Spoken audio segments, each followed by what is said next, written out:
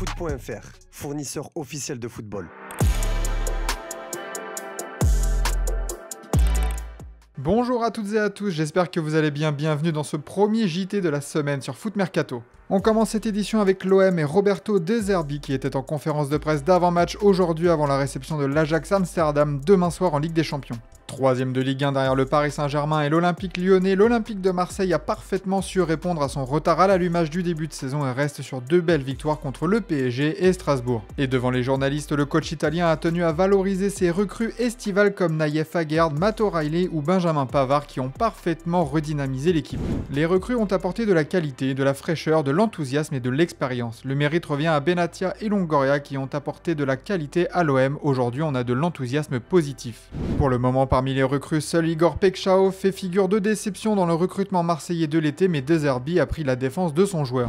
Vous avez fait la même question à Matt. Je n'aime pas trop cette question car Igor a été blessé, mais il est fort et l'a montré en Ligue des Champions l'an passé. Il n'est pas encore à 100% car il n'a pas joué pendant 2 mois. Alors simple retard de préparation ou recrutement raté, le temps nous le dira. Le choc entre le Barça et le PSG arrive à grands pas. Mercredi, les champions d'Europe 2025 vont se confronter au Barça en Catalogne et pour ce premier gros choc de la saison pour le club français, c'est Michael Oliver qui a été choisi pour officier durant la rencontre. L'arbitre anglais, une référence en Angleterre, avait déjà arbitré par 2 fois le PSG la saison dernière, la première fois contre Salzbourg en phase de ligue, une victoire 3-0 pour Paris, puis lors du play-off retour contre Brest, 7-0 pour le PSG. Plutôt de bons souvenirs donc pour les joueurs de Luis Enrique en espérant que ça se passe de la même manière mercredi. D'ailleurs, on vous a posé la question sur notre site, quel résultat entre le Barça et le PSG? Et après 47 000 votes, c'est partagé, vous voyez une victoire du club espagnol pour 47% des voix contre 32% pour une victoire du PSG. Les nombreuses blessures côté parisien ont sûrement influencé les votes, mercredi il faudra déjouer les pronostics.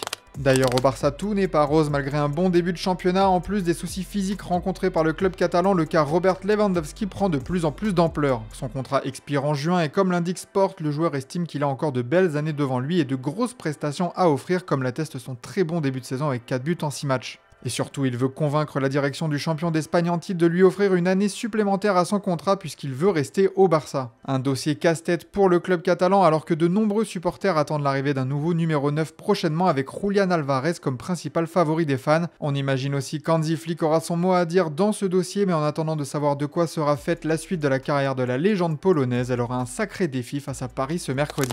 Hier soir, le RC Lens a fait forte impression à 10 contre 11 pendant toute la partie contre Rennes et un joueur a impressionné comme depuis le début de la saison, Florian Thauvin. Revenu en Ligue 1 cet été, l'ancien Marseillais est en grande forme, de quoi faire naître des envies d'équipe de France. Il a été interrogé à ce sujet après le match contre les Bretons.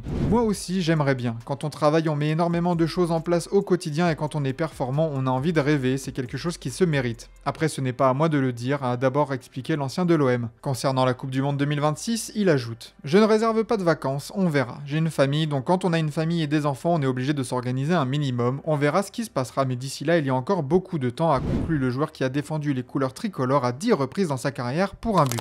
Auteur d'un match nul sur la pelouse de l'OGC Nice 1-1, le Paris FC a vécu une mésaventure très tôt ce matin. Le club de la capitale a annoncé que son centre d'entraînement d'Orly a été victime de vandalisme. Le Paris FC confirme qu'un incident est survenu dans la nuit de samedi à son centre d'entraînement d'Orly. Aux alentours de 5 h du matin, un groupe d'individus a pénétré par effraction dans l'enceinte et a dégradé quelques véhicules qui y étaient stationnés. Une plainte a été déposée et une enquête est en cours. Le club collabore étroitement avec les autorités compétentes afin de faire toute la lumière sur les faits, peut-on lire dans un communiqué publié par le club.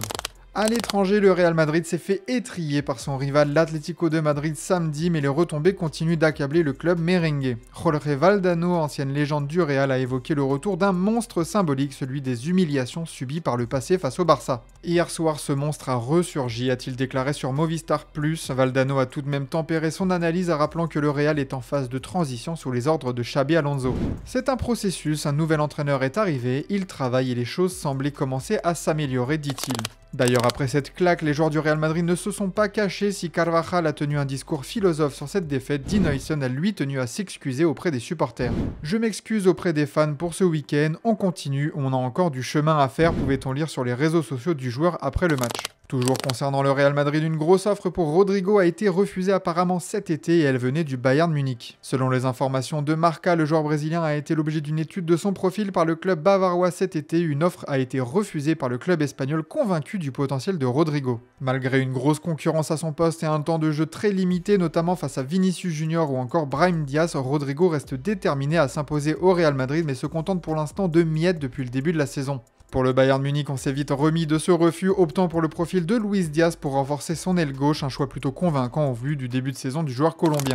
En Italie, Adrien Rabiot est revenu en Serie A cet été, un retour gagnant au vu des performances de l'ancien de l'OM qui surnage au sein du milieu de terrain du Milan AC. Après un match plein et une victoire face au Napoli ce dimanche, l'international français lance déjà le choc face à la Juve, son ancien club, du week-end prochain avec une déclaration au micro de DAZN. J'espère gagner dimanche, ce sera un nouveau test contre une autre équipe forte, mais nous sommes confiants et nous y irons avec l'envie de faire un résultat. Je suis heureux de revenir au stadium, nous sommes en tête du classement et ce sera donc un grand match que j'espère gagner. Je suis vraiment heureux d'être de retour en Italie, ce sera un match riche en émotions. J'y ai passé 5 ans, j'ai passé des très bons moments, mais maintenant je suis à Milan et j'espère gagner dimanche.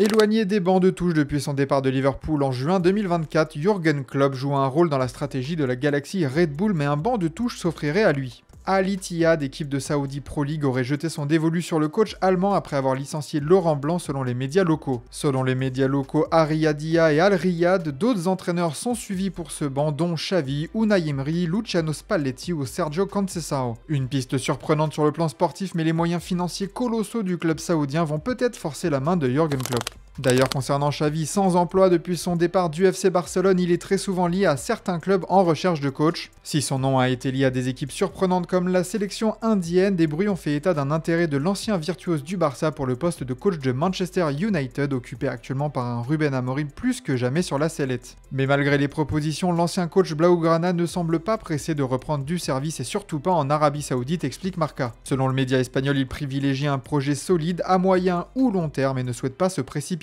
En attendant de trouver la bonne opportunité, Xavi mène une vie paisible aux côtés de sa famille tout en restant en alerte avec son entourage professionnel. On prend son temps en Catalogne. En parlant d'entraîneur, Enzo Maresca est fixé sur son avenir à court terme à Chelsea. Alors que les Blues connaissent une période compliquée avec une seule victoire en 5 matchs contre Lincoln en Carabao Cup, l'avenir d'Enzo Maresca a été remis en question récemment. Mais selon les informations du Télégraphe, le club londonien continue de faire confiance à son coach. Les dirigeants de Chelsea estiment que les blessures de certains éléments et les cartons rouges reçus sont les principaux facteurs des résultats récents. L'objectif des vainqueurs de la Coupe du Monde des clubs l'été dernier reste toujours de finir dans le top 4 de Première Ligue et de faire un bon parcours dans les 2 coupes nationales et en Ligue des Champions. Il n'y a plus qu'à pour le coach italien. À Manchester City, on navigue tranquillement cette saison avec une récente victoire 5-1 contre Burnley en Première Ligue et surtout une saison qui marque le retour de Rodri dans l'entrejeu des Citizens plus d'1 an après sa grave blessure au genou, même s'il était absent lors du dernier match. Interrogé en conférence de presse après le match contre les Clarets, Pep Guardiola a expliqué l'absence de son joueur.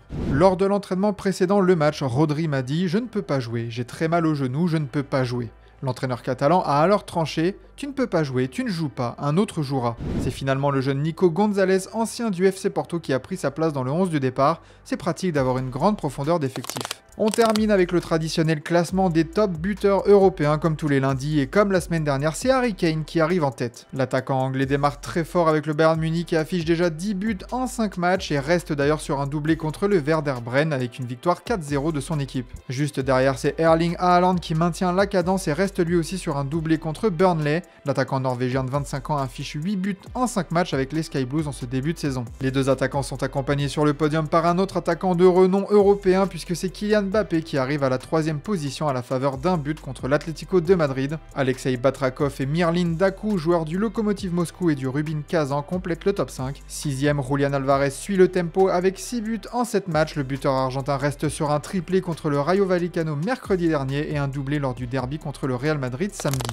On se quitte avec l'image du jour, Lamine Yamal a profité de son retour à Barcelone après la cérémonie du Ballon d'Or pour présenter son trophée Raymond Kopa du meilleur jeune joueur. Une maigre consolation après l'échec dans la conquête du Ballon d'Or, mais tout de même de belles images. Merci de votre fidélité et on se donne rendez-vous demain pour de nouvelles vidéos sur Foot Mercato.